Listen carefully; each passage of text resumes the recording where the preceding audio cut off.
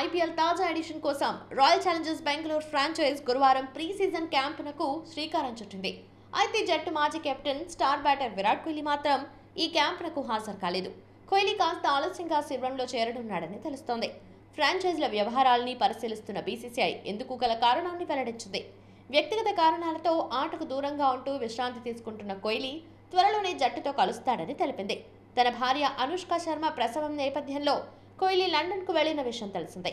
ఈ క్రమంలో స్వదేశంలో ఇంగ్లాండ్తో టెస్ట్ సిరీస్కు దూరమైన అతడు ఆర్సీబీ అన్బాక్స్ ఈవెంట్ సందర్భంగా తిరిగి అభిమానుల ముందుకొచ్చే అవకాశం ఉంది.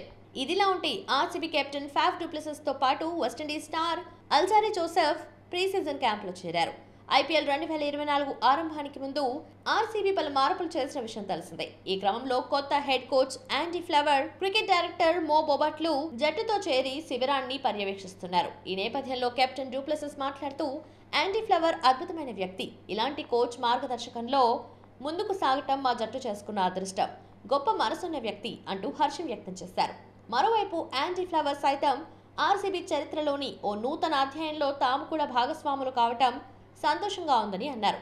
కాగా చెపాక్ వేదికగా మార్చి 22న ఐపీఎల్ 17వ సీజన్ మొదలు కానుంది.